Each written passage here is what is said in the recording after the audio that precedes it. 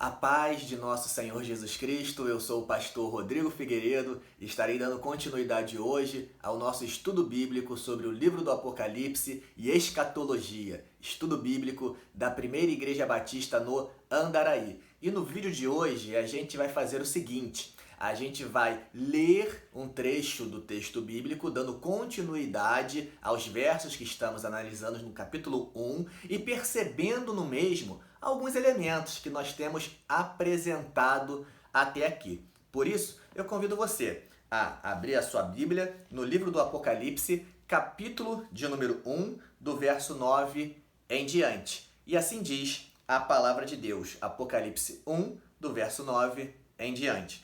Eu, João, irmão vosso e companheiro na tribulação. Então a gente percebe aqui o autor do livro, João, se apresentando como um irmão e companheiro das pessoas para as quais ele está redigindo o seu texto. Então ele diz que ele faz parte desse movimento. E mais do que isso, ele é irmão e companheiro nas tribulações. Então aqui o tema da tribulação, das adversidades, ele se faz presente, já que o mesmo acompanha a igreja desde os seus primórdios. Desde o primeiro século, nós temos perseguição, nós temos tribulação, nós temos adversidade fazendo parte da caminhada da igreja do nosso Senhor Jesus Cristo. E ele continua dizendo que ele é irmão e companheiro na tribulação e no reino. Então, olha aqui novamente o tema do reino de Deus.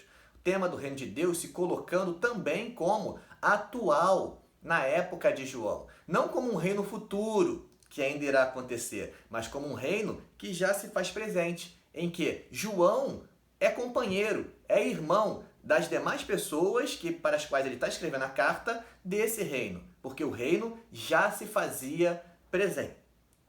Continuando, ele vai dizer que ele é irmão e companheiro na tribulação, no reino e na perseverança em Jesus, já que Cristo é o centro dessa mensagem, Jesus é o centro dessa mensagem. E diz que João se achou na ilha de Patmos por causa da palavra de Deus e do testemunho de Jesus. Então notem aqui que aqueles elementos que nós já víamos trabalhando acerca do reino de Deus aparece aqui, e também acerca da perseguição.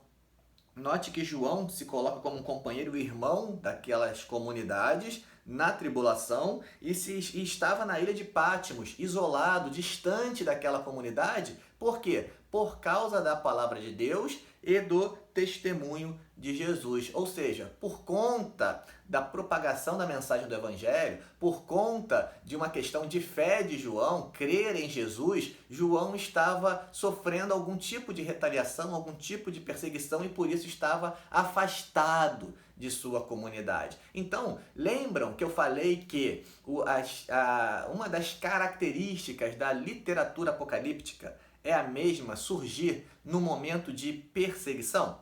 Então aqui a gente percebe a perseguição se fazendo presente no texto que João coloca, né? Ele era companheiro na tribulação dos irmãos e estava afastado dos mesmos por causa da palavra. Então João estava vivendo esse momento de perseguição. E nesse contexto a gente perceberá a mensagem do Apocalipse como uma mensagem de esperança, uma mensagem que diz que, ok, no tempo presente nós passamos por dificuldades, no tempo presente nós passamos por tribulações, no tempo presente nós passamos por perseguições, mas nós não somos cidadãos tão somente desse tempo presente, nós somos cidadãos de um reino, do reino de Deus, e temos a esperança de que Cristo está entronizado, é Senhor, e é Ele que conduz a história de nossas vidas, e é Ele quem é o verdadeiro Senhor da nossa história. Então o texto do Apocalipse é um texto que traz esperança. E ele continua dizendo que se achou em espírito no dia do Senhor e ouviu atrás de mim uma grande voz, como de trombeta, dizendo: o que vês, escreve em livro, e manda às 7 igrejas: Éfeso, Esmirna, Pérgamo, Tiatira, Sardes, Filadélfia e Laodiceia. Então aqui a gente nota que num primeiro momento, né, o texto do Apocalipse ele foi redigido como já falamos, para ser lido por uma pessoa e ouvido pela comunidade do primeiro século, né? Para aquelas igrejas que estavam recebendo essa mensagem. Então, num primeiro momento, os elementos que estão presentes no livro do Apocalipse, em boa parte, não a totalidade, mas muitos elementos que se fazem presentes no livro do Apocalipse, os símbolos ali apresentados, dizem respeito a questões próprias do tempo de João, do primeiro século. Né? A perseguição da época de João, as igrejas, são as igrejas da época de João que recebem o texto no primeiro momento, e aqui a gente volta àquele elemento que nós já falamos aqui sobre preterismo, o futurismo e a atualização do texto em nossos dias. Porque, de certa forma, muitos elementos aqui vão falar sobre a época de João, as igrejas, essas 7 igrejas, e sobre o momento que elas e João estavam vivendo. Contudo, existem elementos que apontam para o futuro, aponta para um futuro escatológico, sim. Assim como também o texto deve falar às nossas vidas hoje, porque ele é palavra de Deus. Então, esses 3 níveis de leitura devem nos acompanhar para termos um entendimento melhor acerca do Apocalipse. Então, no primeiro momento, é importante a gente perceber o que o texto, né, dizia para os seus leitores, né, para as igrejas, quando receberam esse texto. Quando ele fala aqui que é companheiro de tribulação, o que ele está querendo dizer? De uma tribulação que no futuro ocorrerá? Ou está falando de uma perseguição à época dele? Né? E aqui alguns vão propor, né, datações para o livro. Alguns vão dizer, por exemplo, que essa perseguição que está assolando as comunidades é a perseguição, por exemplo, de Nero, na década de 60 depois de Cristo. Outros vão falar que é a perseguição do imperador Domiciano, na década de 90 depois de Cristo. Ou seja, o tema da perseguição, os acontecimentos históricos do primeiro século são importantes para a gente entender nesse primeiro nível de leitura, né? Que as primeiras comunidades que recepcionaram o texto vivenciavam. E continua dizendo, escreve as 7 igrejas, né? E após vai dizer no verso 12, voltei-me para ver quem falava comigo e voltando vi 7 candeeiros de ouro. Olha aqui agora, os símbolos. Né? Os símbolos aparecendo. E lembre-se, símbolo não é algo vazio de significado, porque às vezes as pessoas ficam assim, isso é simbólico, então não vale nada. Claro que vale, o símbolo ele tem todo um significado, ele aponta para algo. E a literatura apocalíptica tem como característica os simbolismos, que não são vazios de significado, mas são simbolismos que estão apontando para uma realidade. Né? E a gente tem que ter esse discernimento quando estivermos lendo, então, os textos da literatura apocalíptica. Então, João voltou-se para ver quem falava com ele, e voltando, viu 7 candeeiros de ouro. O que são esses candeeiros de ouro? Né? O que são? Mais à frente, o próprio autor vai nos dizer. E na resposta, a gente vai voltar àqueles elementos que nós falamos, de interpretação de alguns desses símbolos, como tendo a sua origem lá no primeiro século. E ele vai falar então, viu 7 candeeiros de ouro, no verso 13, no meio dos candeeiros, um semelhante a filho de homem, com vestes talares e cingido, à altura do peito, com um cinto de ouro. Então aqui, olha só, a gente percebe 2 questões que eu gostaria de mencionar. Primeiro, é que na mentalidade de João e daqueles que estão recepcionando o texto, existe um imaginário, né? Existe um imaginário por trás. E nesse imaginário, o texto bíblico, ou seja, os exemplos, as histórias, os simbolismos que estão presentes desde o Antigo Testamento fazem parte da mentalidade dessas comunidades, assim como de João. Então, por exemplo, quando ele fala aqui filho do homem, você também, ao ouvir essa expressão, filho do homem, quem sabe se lembrou de falas de Jesus, dos evangelhos, ou quem sabe está se lembrando de textos do Antigo Testamento em que o filho do homem aparece. E assim sucessivamente, quando chegarmos mais à frente, nós vamos ver um momento de culto celeste, onde os anjos lá têm asas, voam e exaltam a Deus e cantam santo, santo, santo é o Senhor. Quer dizer, quando você diz isso, de repente vem à sua mente o texto de Isaías, quando Isaías tem o seu chamado, ele está no templo e aí também os anjos aparecem e cantam o Santo Santo, né, Akedushá, como é chamado, né, da palavra Kadosh, que significa santo. Então eles entoam Akedushá a Deus, e esses elementos aparecem no Apocalipse. Então João tem por trás dos símbolos que ele utiliza também para transmitir a sua mensagem um imaginário bíblico, né, do Antigo Testamento e do Novo Testamento. E os leitores também, quando esses símbolos aparecem, eles automaticamente já remetem a elementos na mentalidade das pessoas que estão lendo, assim como ao pronunciar aqui Filho do Homem, Santo, Santo, Santo, de repente você que conhece a Bíblia, opa, isso aqui está tratando do verso tal, né? Ele está fazendo referência ao verso tal. Então, em primeiro lugar, a gente tenta de alguma forma perceber os elementos do Antigo Testamento e do Novo que nos dão condições de interpretação desses símbolos. E também uma outra questão é que a partir agora do verso 13 em diante, ele vai descrever a imagem de Jesus por meio de elementos que demonstram, né, uma autoridade, né, demonstram uma grandiosidade de Jesus. E esses símbolos aqui vão apontar para essa questão. É que nas cartas, João sempre voltará para o que viu, né, essa revelação de Jesus, nesses símbolos que demonstram a autoridade, o poder de Jesus, falará da realidade das igrejas e, por fim, indicará elementos para o futuro, né? Então a gente volta aos 3 níveis de leitura: passado, presente e futuro. Então ele descreve aqui Jesus com seu poder, com a sua glória, e diz no verso 17 que quando o vi, caí a seus pés como morto.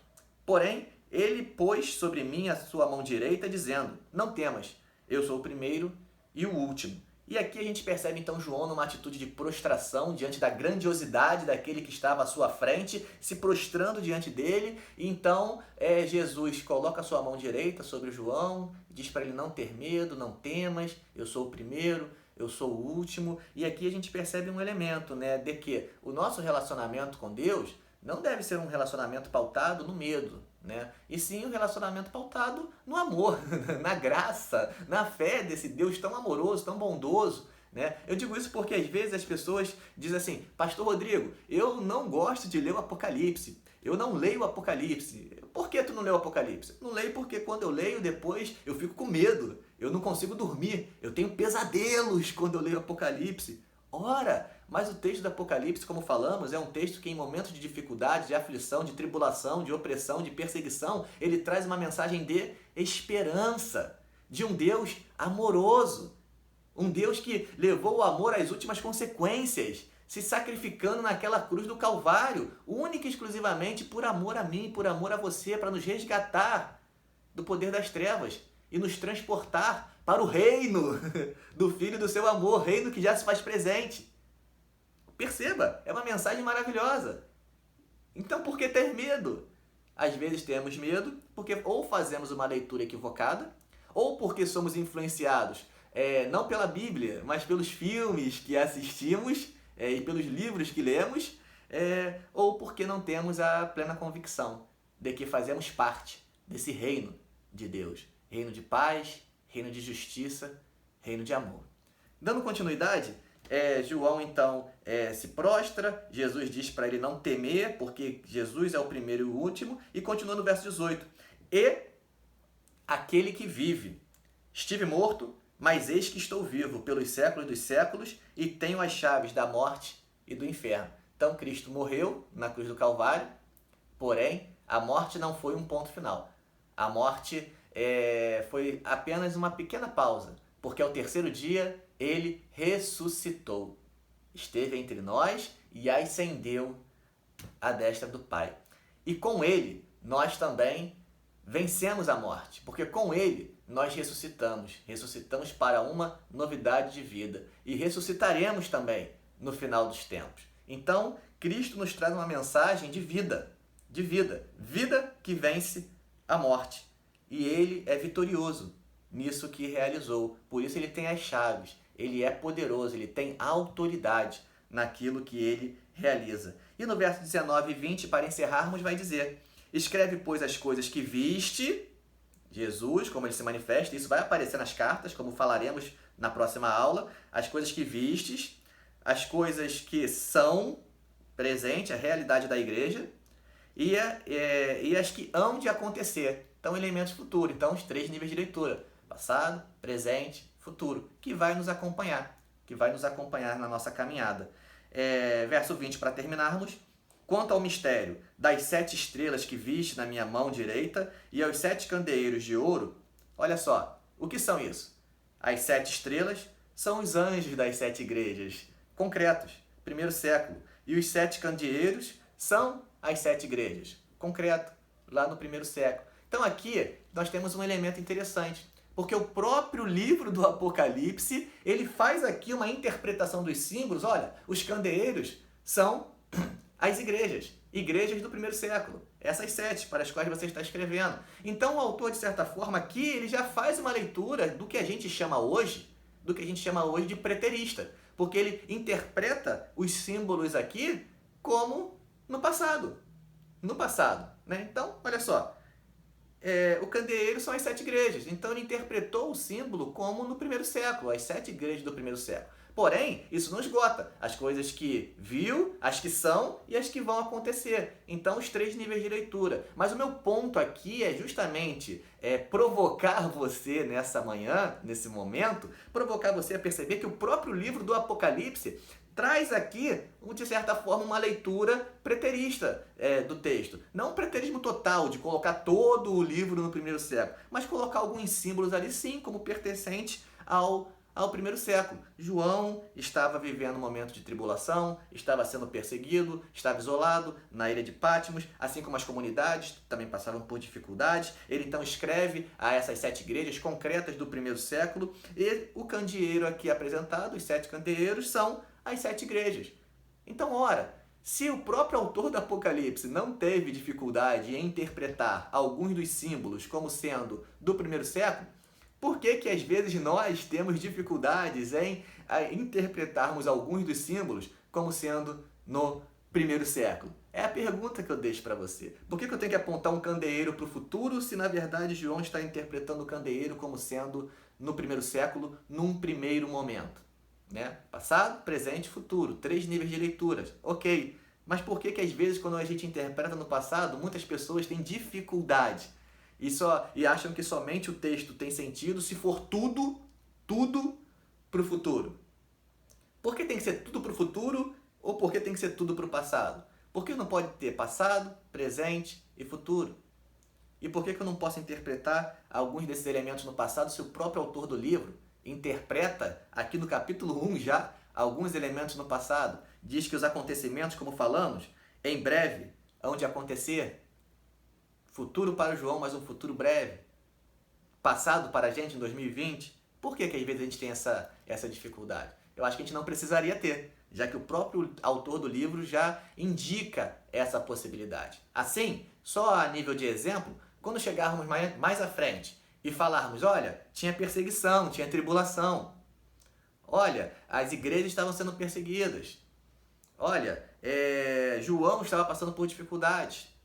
Olha, tem elementos aqui, símbolos, que fazem parte da realidade de João. Vocês vão se lembrar, não, mas o João também fez isso, então isso faz parte. Isso faz parte, reinterpretar o seu momento histórico. E aí quando falarmos, por exemplo, mais à frente vai aparecer a figura da besta, né? E quem é a besta no livro do Apocalipse? Né? A besta é alguém que quer ser cultuado. Então a besta ali se apresenta como sendo a figura do imperador, que queria culto.